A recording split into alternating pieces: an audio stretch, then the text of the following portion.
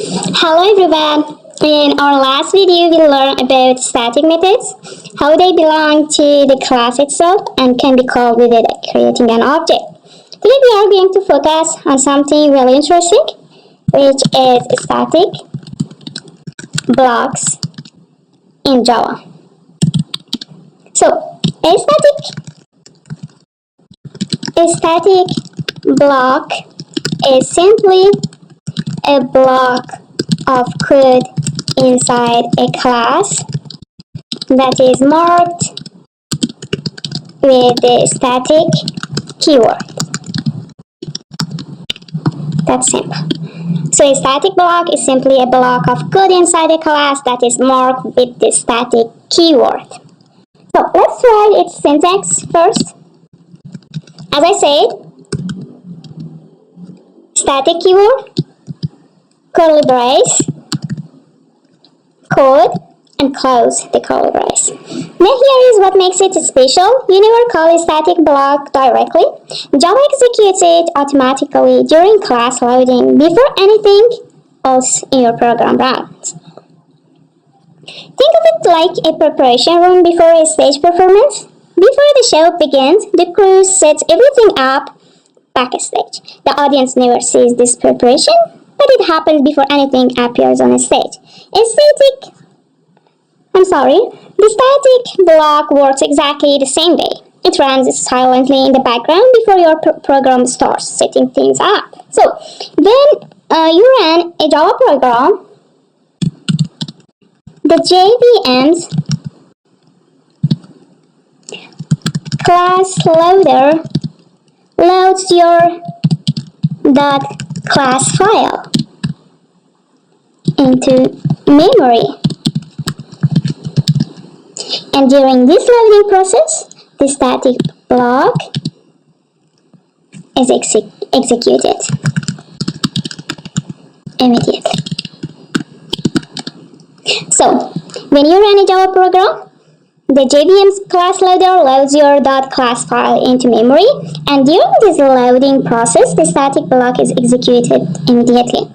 This means the static block runs before the main method, before any object is created, before anything else in your program. Let's prove this with a real example.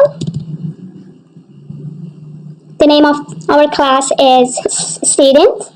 As I said, according to the syntax that we have here, first I write the keyword static, then curly braces. Inside it, you can write whatever you want. For example, I write static block executed. Or I also want to write this runs before main or main method. Now let me write the main method. How? I write the keyword main, then I press control button, space, enter. So inside the main method, I write main method started. Now let me run the program. Yeah, you can see the output, static block executed. This runs before main method started. See that? The static block run before the main method. Even the main is where we normally expect everywhere to start. So let me just cut here the space of the code and paste it here after the main method. Now let me run the program again. Again, we see even if the static block is after the main method, it has been run before the main method. Static block executed. This runs before the main. And here is another important characteristic. A static block runs only once, the first time the class is loaded. No matter how many objects you create later, the static block never runs again. Now let's compare static and non-static blocks, because understanding this difference is really important. A non-static block looks just like a static block, but with it the static keyword. Let me write it.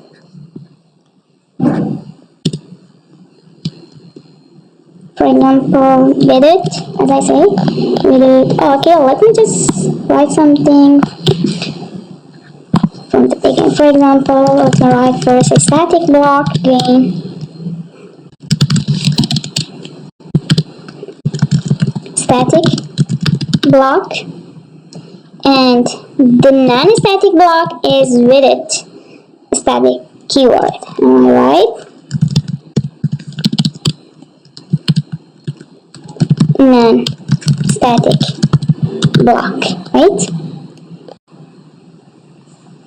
Now let me create two objects here. Student object 1 equal new keyword student semicolon. I copy and paste it here to make it easier if possible, and then change the name of the object, run the program. Yeah, you see static block, main method started, non-static block, non-static block. Let me explain it and analyze it. The static block ran first before main only once. The main method ran second time. The non-static block ran twice, once for object 1 and once for object 2. Every time a new object was created before the constructor. This is the key difference. A static block runs once during class loading before main non-static block runs every time an object is created before constructor. Now let's look at the complete order of execution in a Java program. Step 1. Static block executes during class loading before anything else. Main method executes in step 2, and in step 3, non-static block executes every time an object is created before the constructor. And step 4, constructor executes after the non-static block. Let's verify this with a complete example. I remove all to start it from the beginning, make everything so clear. So we have the class name student. First I write a static block, curly braces. Inside curly braces I write my code or whatever I want.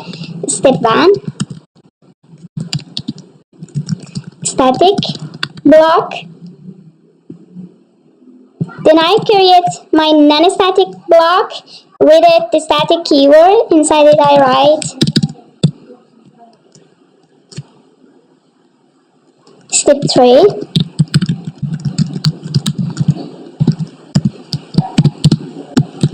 Non-static block. And then the constructor. Don't worry about it. Constructor, we will talk about it in details in upcoming lessons or in upcoming videos. And step 4, constructors. And don't worry about the step 2 or the second step, because we will have it here in the main method. Step 2, main method. We create the object as well, student. I name it obj new student, the name of the class, parentheses and semicolon. Now let me run the program. Oh yeah, we have first static block, second we have main method, then non-static block, and at the last step we have constructor. Every single time, this is the exact order Java follows, and that is the static blocks in Java that today we covered in this video. If you enjoy watching this video, make sure to like and subscribe the channel so you never miss a video. See you in the next one.